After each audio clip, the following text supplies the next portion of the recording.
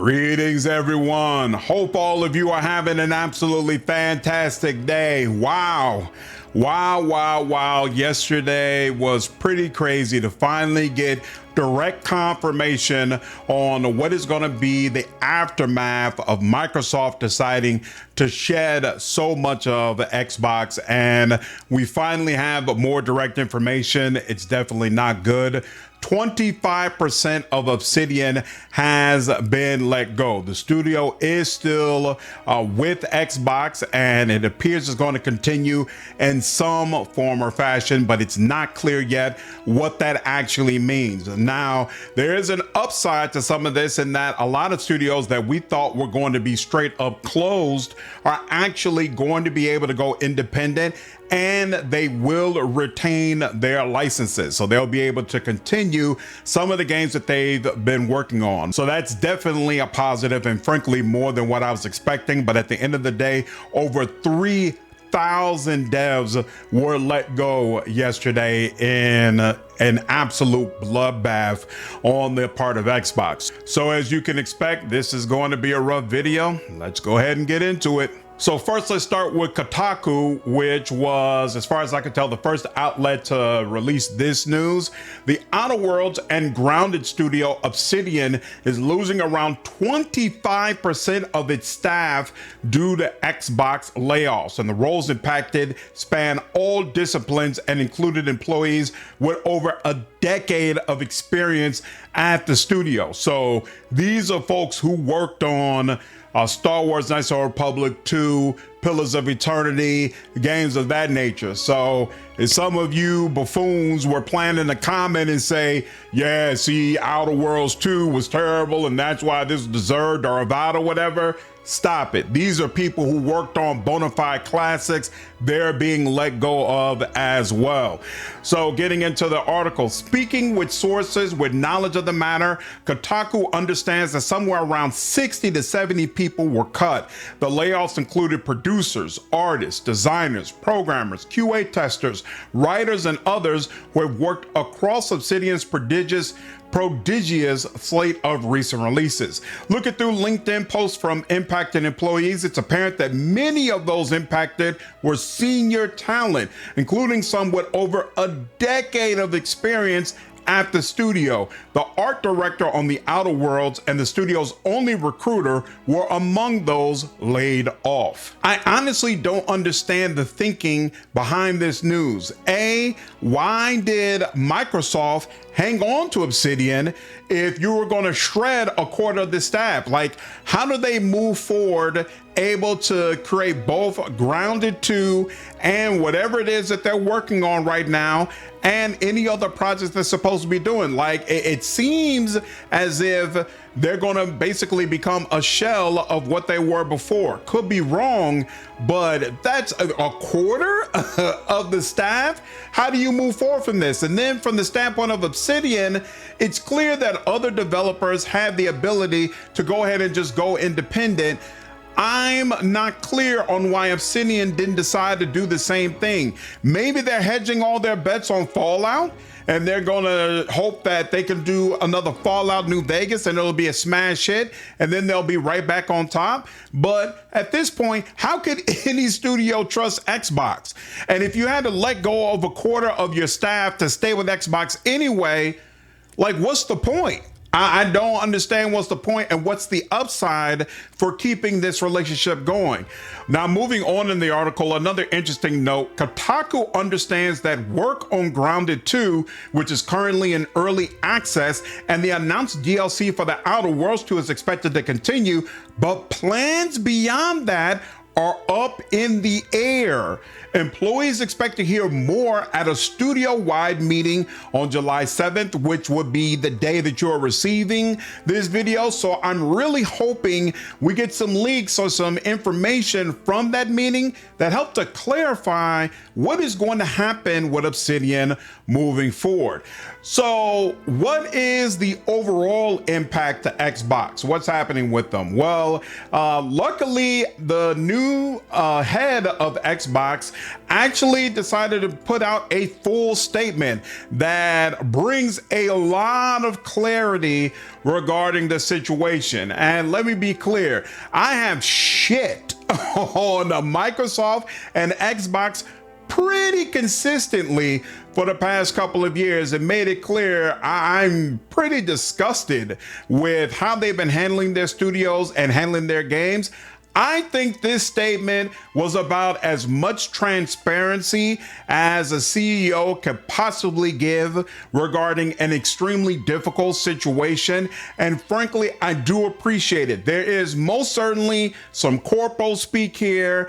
And at the end of the day, the devs and the studios are taking the brunt of the punishment when it's the executives who actually made these decisions. So I'm not saying on any stretch of the imagination that this is perfect, but it's a heck of a lot more than what we've been getting and what we usually get in these type of situations. So I'm definitely appreciative of it. Now, to make it clear from the very beginning, this is a very long statement.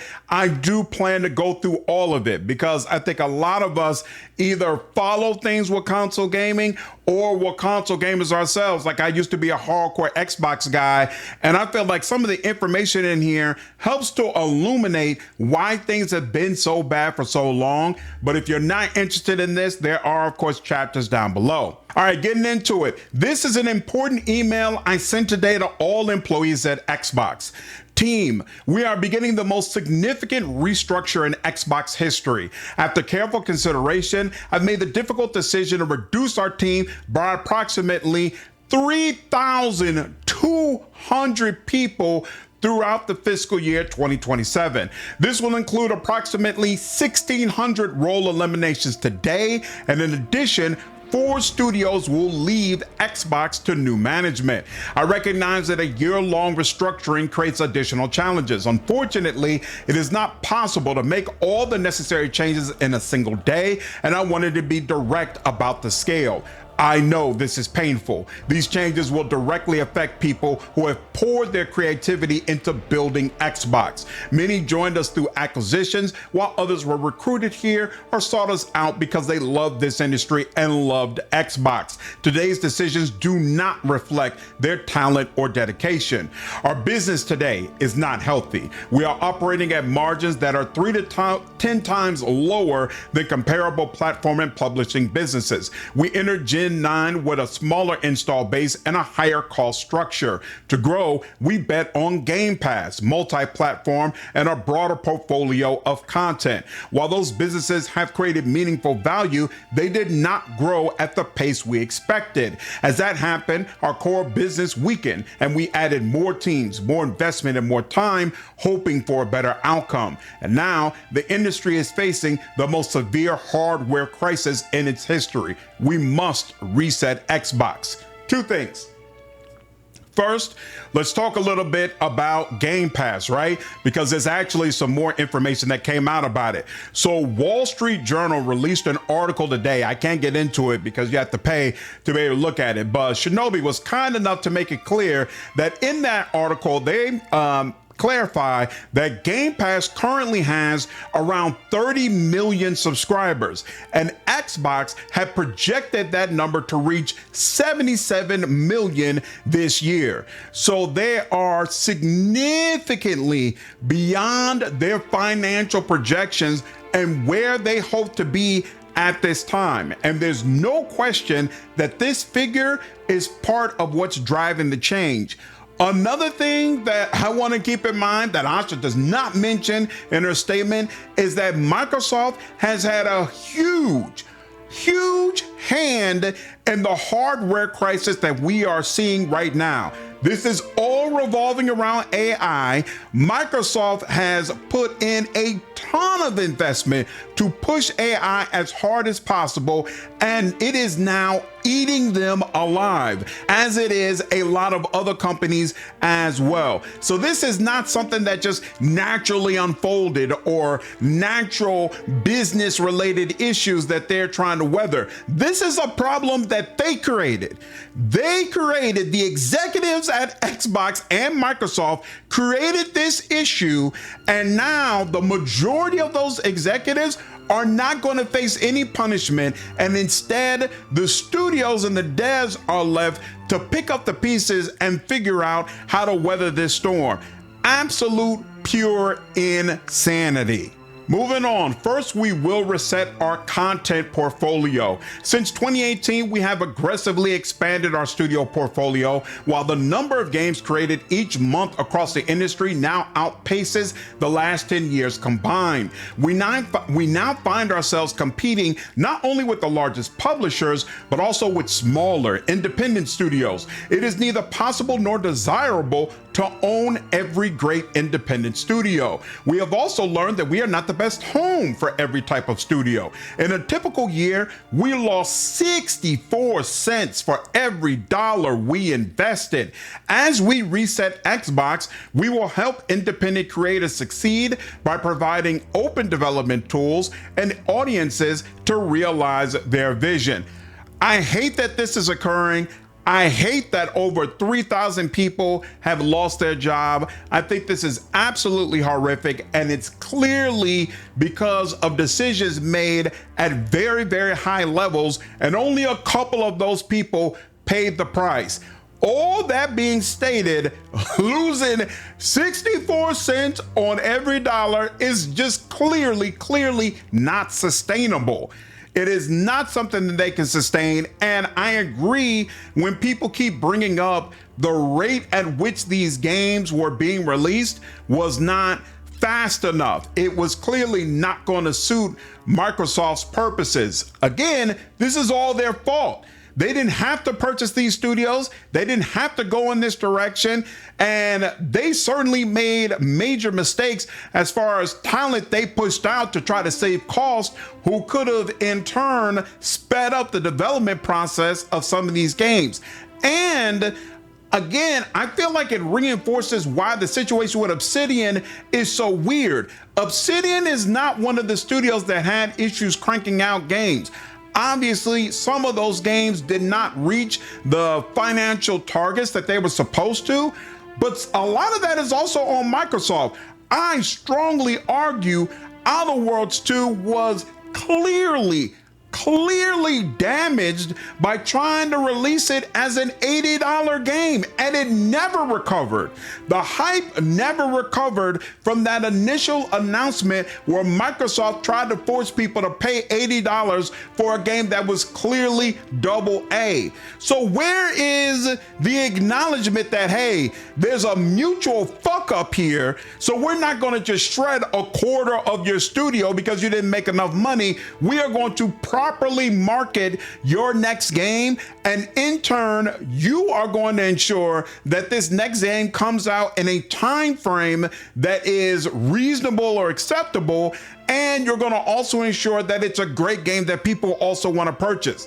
Apparently that's too much to ask for. Now let's talk about a bit of good news. Compulsion Games and Double Fine Productions will return to management and transition to independent studios with their IP, catalog, and runway for their next games. Ninja Theory and Undead Labs have entered terms to join new ownership with funding to complete and grow Senua and State of Decay 3.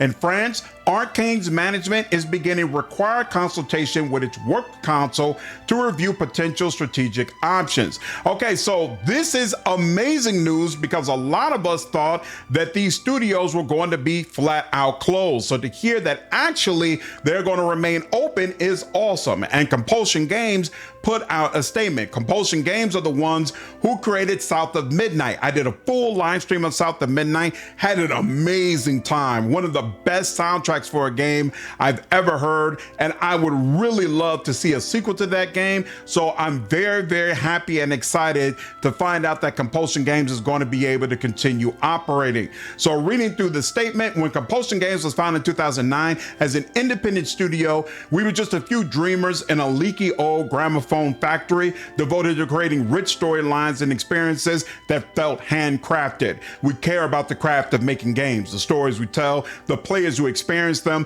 and the assembled creators who put their heart and soul into doing something different. Today, we're sharing that Compulsion Games will return to independent management following our time as part of Xbox. As part of this transition, we will retain the rights to Contrast, We Happy Few, and our award-winning South of Midnight. Amazing. We're grateful for the years we spent with Xbox, for the support they provided our team, and for the opportunity to bring these games to players around the world. As an independent studio, we're excited to continue building the distinctive games that define Compulsion while taking the next steps in our journey. Our immediate priority is to support our team throughout this transition period. We are confident in the future of Compulsion Games and look forward to this next chapter where one thing will remain constant. We will create unique games that tell important stories, all with the goal of touching the hearts and minds of our players. Great stuff. Really happy to see that they will be able to continue doing what they have been doing. Very unfortunate to hear that Arkane's management is beginning required consultation. Apparently, Microsoft wanted Arkane to go independent as well, but France's labor laws were basically delayed this process and required that this part happen first, and then they're gonna figure out how to essentially, hopefully, allow Arkane to spin off if they're able to find a buyer who's willing to get involved. And an interesting note, somewhere down here, I don't know if it'll pop up. Oh, here we go. The guy who originally created Dishonored and the founder of Arkane Studios reached out and said regarding Arkane, how much? Asking for a friend. And of course, there are many people who said, hey, we would love for this to happen, and let's put this game back in the hands of somebody who is going to treat it with the respect that it deserves. So we'll see how it works out, but at the end of the day, I really want a freaking Blade game, especially since apparently it's going to take forever for this movie to come out if we ever get a Blade movie. And it was clear that a lot of people are in the same boat. So hopefully Arkane can figure out a way to go independent, get this Blade game out the door. Hopefully it's amazing and all of us will be able to enjoy it. All right, moving forward, we are also making reductions across other units and in some cases shifting investment to focus on higher priority projects. These changes vary in size across Activision, Bethesda, Blizzard, King, Mojang, and Xbox Game Studios. None of our first-party publicly announced games or projects are being canceled as part of these reductions. That's interesting. In addition, Mojang and King will now report directly to me. These two studios have increasingly become platforms and are our largest bi-monthly active players. They bring critical geographic, demographic, and differentiation to Xbox. Second, we will reset our platform. We know that great technology gets better when it gets simpler, not bigger. Today, in some parts of the company, work passes through as many as 14 layers of management. Holy moly. How does anything get done? How does anything get done?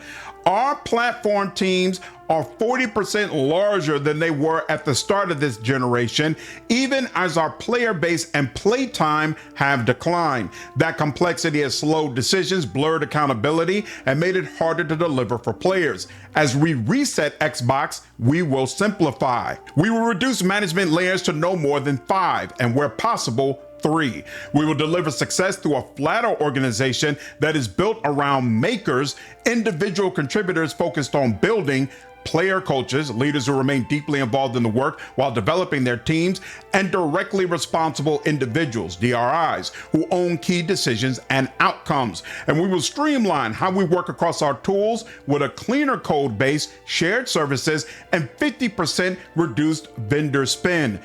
Interestingly, as far as I can recall, nowhere in this statement does it say anything about AI, but she's definitely deeply involved in AI. So I feel like somewhere in the mix, a much harder lean into AI is where Xbox is going.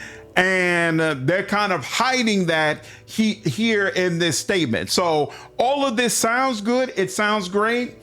I'm holding off on a feeling like this is really going to make Xbox games better. I think we're potentially in for a lot more AI games coming down the pipeline. Third, we are resetting how we operate. As Xbox grew our headcount, we became more fragmented. Teams, studios, and functions often operate independently, and it became harder to work towards a shared goal, make the right trade-offs, and get things done.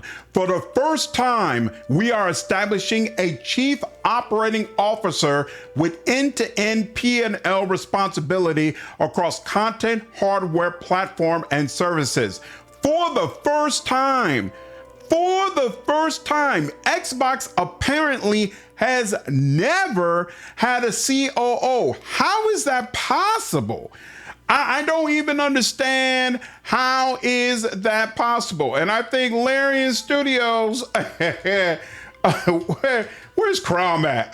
I think Crom said it best somewhere there. They didn't have a fucking COO? How? You're a billion-dollar corporation under what is damn near a trillion-dollar corporation. How is there not a COO running things and making sure all of this is organized? That's insane.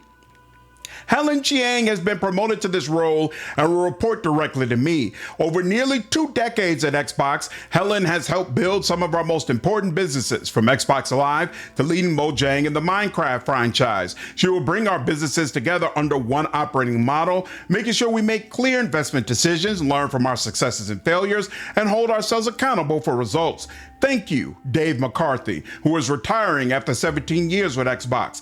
Dave has played a defining role in building the platform that millions of players rely on every day and has been a trusted partner through many of the biggest moments in Xbox's history. We wish him all the best. These changes are about a bigger future for Xbox, not a smaller one. The next decade of gaming will be larger, more global, and more creative than anything we've seen before. This year, we'll invest as much in Xbox as we ever have, but we'll invest with greater focus, greater discipline, and greater clarity, all in service of making Xbox where the world plays and creates.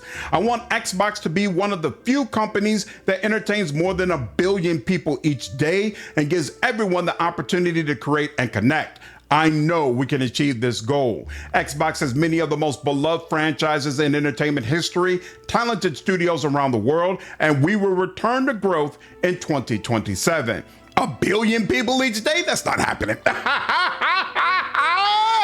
1 billion people are not playing Xbox these days. This girl is, she's smoking that shit. At a higher dosage than what she should be. But hey, by all means, darling, dream big, dream big. By all means, don't let me stop you.